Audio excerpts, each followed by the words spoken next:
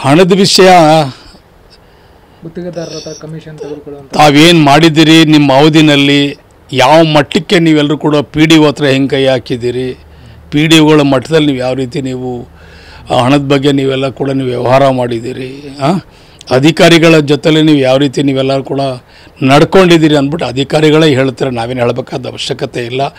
ನಮಗೆ ಹಣದ ವ್ಯವಸ್ಥೆ ನಮಗೆ ಯಾವತ್ತೂ ನಮಗೇನು ಭಗವಂತ ಏನೂ ಕಡಿಮೆ ಮಾಡಿಲ್ಲ. ಅಧಿಕಾರ ಅಂತಸ್ತು ಹಣಕ್ಕೆ ನಾವು ಯಾವತ್ತೂ ಬಂದವರು ಅಲ್ಲ, ನಾವು ಮರಳಾದವರು ಅಲ್ಲ.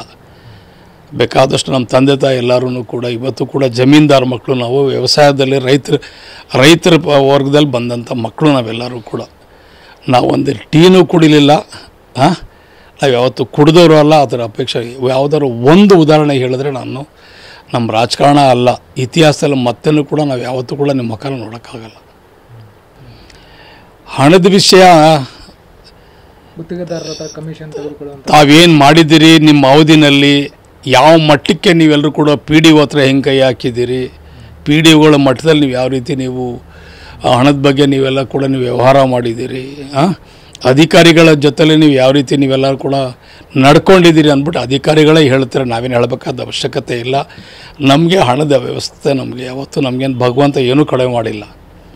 ಅಧಿಕಾರ ಅಂತಸ್ತು ಹಣಕ್ಕೆ ನಾವು ಯಾವತ್ತೂ ಬಂದವರು ಅಲ್ಲ, ನಾವು ಮರಳಾದವರು ಅಲ್ಲ. ಬೇಕಾದಷ್ಟು ನಮ್ಮ ತಂದೆ ತಾಯಿ ಎಲ್ಲರೂ ಕೂಡ ಇವತ್ತು ಕೂಡ ಜಮೀನ್ದಾರ ಮಕ್ಕಳು, ನಾವು ವ್ಯವಸಾಯದಲ್ಲಿ ರೈತರ ವರ್ಗದಲ್ಲಿ ಬಂದಂಥ ಮಕ್ಕಳು ನಾವೆಲ್ಲರೂ ಕೂಡ. ನಾವೊಂದು ಟೀನೂ ಕುಡಿಲಿಲ್ಲ, ನಾವು ಯಾವತ್ತು ಕುಡಿದವರು ಅಲ್ಲ. ಅದರ ಅಪೇಕ್ಷೆ ಯಾವುದಾದ್ರು ಒಂದು ಉದಾಹರಣೆ ಹೇಳಿದ್ರೆ ನಾನು ನಮ್ಮ ರಾಜಕಾರಣ ಅಲ್ಲ, ಇತಿಹಾಸದಲ್ಲಿ ಮತ್ತೇನೂ ಕೂಡ ನಾವು ಯಾವತ್ತೂ ಕೂಡ ನಿಮ್ಮ ಮುಖನ ನೋಡೋಕ್ಕಾಗಲ್ಲ.